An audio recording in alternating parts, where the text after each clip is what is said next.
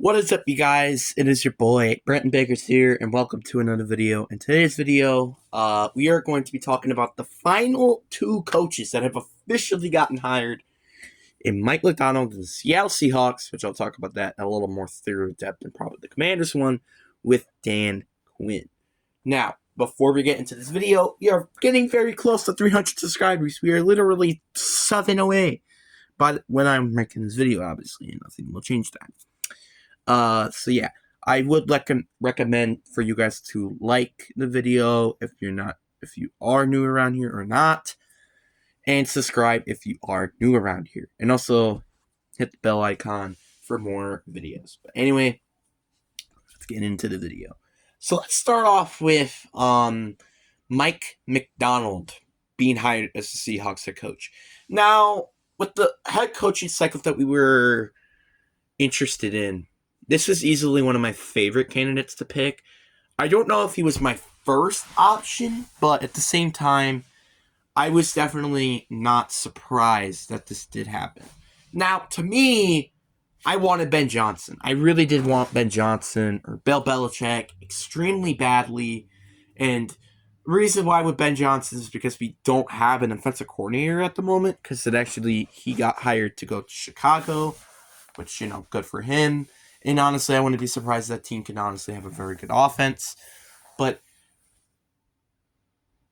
yeah, so that's basically why I wanted Ben Johnson to get hired, and also to hope that our defensive coordinator would get fired, get into defensive coordinator, maybe like Brian Flores, Brandon Staley, like something like that. But no, apparently we didn't, and we're stuck with what we have at the moment, which is whoever our defensive coordinator is. But our offensive coordinator is still questionable. We don't know who it is at the moment. So, yeah. And I'm hoping that we get to figure this out soon rather than later. Because there are actually some good offensive coordinator candidates. Like Frank Wright is actually one of them. Which I honestly hope that we get hire. Because, well, he was the guy who turned Nick Foles into a Super Bowl champion. So, right. Why not hire him?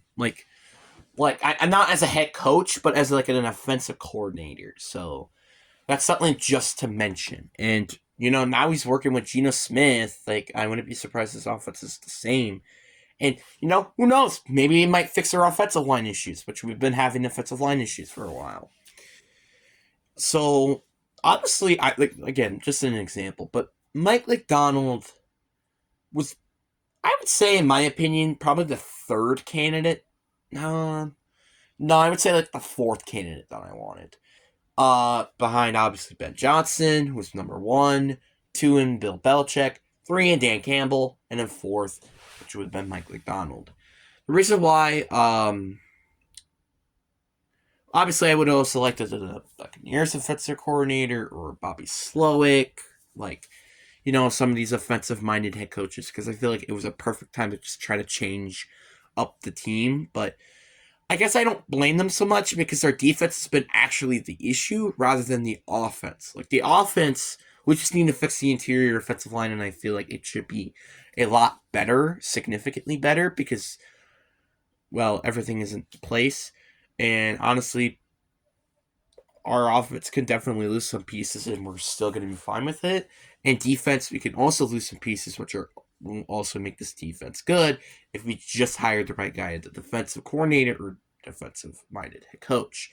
Which, Mike Macdonald, I'm a little skeptical because looking at his track record, he was the Michigan defensive coordinator for 1 year, which is the 2021 season. Then he was the Baltimore Ravens defensive coordinator for 2 years. Now, this was one of the reasons why this team even made it to the AFC Championship game, was because of their defense. Yes, this was the best defense in the league. But the problem that I have is how young he is. He's 36 years old. He's pretty freaking young as a head coach. I think he's the youngest head coach right now. So, yeah, that's a bit of a concern that I have as well. And also, will he hire the right offensive coordinator? Because at the moment, we do not have an offensive coordinator.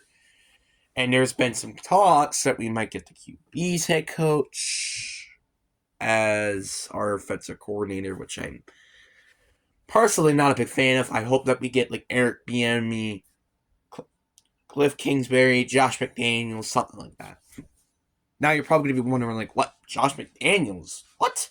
Well, I mean it as an offensive coordinator, not as the head coach. See what happened to the Raiders? But yeah, but honestly, in my personal opinion, I do think that I will give this a B+. Still a very good hire. I like that. Like, I didn't really know if I wanted an offensive-minded or a defensive-minded head coach. I was leaning more towards some offensive, but defense is still fine, and I think this guy could definitely be a good candidate, but also there's some concerns, as obviously a lot of head coaches do have. So, B+ there. Then you got the Commanders. And this is the team I was very shocked that ended up hiring him. It's Dan Campbell. I was expecting the Seahawks to hire him. What I wasn't expecting was the Commanders to hire him. Now, I'm not saying, oh, this is a terrible decision. Oh, the Commanders, they fold the bag. But the concern that I have is the history. Look at Ron Rivera, for example. When they hired him, he was also a head coach who ended up actually being on a team who went to the Super Bowl and it also got humiliated. Same thing with Dan Quinn, who's also the defensive-minded head coach, by the way.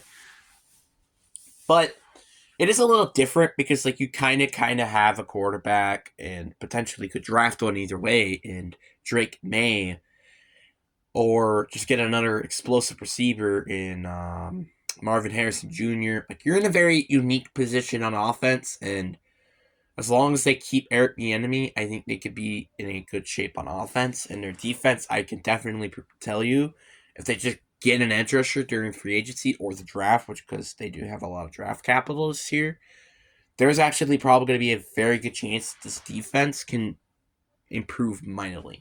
Like, here's their, like, draft picks and stuff. They had the number 2 overall pick, the 34th overall pick. I think they also have, like, the 40th overall pick because the Bears traded for Montez Sweat, the 66th overall pick, and it's around, like, 94 to 95, 96 overall picks because they got the 3rd-round pick from the Niners, which at the moment they are in the Super Bowl. So, yeah, and it's also to be determined, really. So it's not officially this is a draft pick, so I'm just gonna mention that. So, like, that's actually very huge, for the Commanders, that they have all these these assets to use, and there's also some players you could potentially trade if you want to, like, keep rebuilding the team a little bit. Like, for example, like Jonathan Allen, he's getting up there in age, or maybe Trey Kennedy Fuller, who's also up there in age, Players like that, for example, they kind of just want to retool the roster a little bit before they make that jump to contention. Because after all, I wouldn't blame them for doing this when you have the Eagles and the Cowboys in their division, which the older they get, the worse their team could probably be, and that would make them more of a juggernaut when they actually are going to compete. So I don't blame them for doing that. The coaching decision is a bit concerning to me. Like, if Eric Bieniemy does get hired as an offensive coordinator somewhere else, or as a head coach eventually, will Dan Quinn make the right hire? Because that's the same thing with, like, Kyle Shanahan, who had an amazing year as their offensive coordinator, but then they just choked the bed minorly afterwards with Kyle Shanahan leaving, which I guess is kind of what you could say the same thing is to the Eagles at the moment. But yeah, it's just like a personal concern that I have with the hiring. Outside of that, I still think this is a very good hire. Obviously, I think Dan Quinn may learn from his mistakes from before, and this is a pretty good coaching candidate. Honestly, I'll give them an A-. The only reason why they're getting an A-, and honestly, I think it's a little bit better than Mike Macdonald, because 1, he has better coaching experience. 2, I think he was the better head coach, honestly. And 3, he was actually, well, no, never mind, really. So 2 and also 3, he's actually made it to a Super Bowl, unlike Mike Macdonald as like a coordinator or head coach or anything. So yeah, but anyway, hope you guys enjoyed this video. Peace. And also sorry about my voice.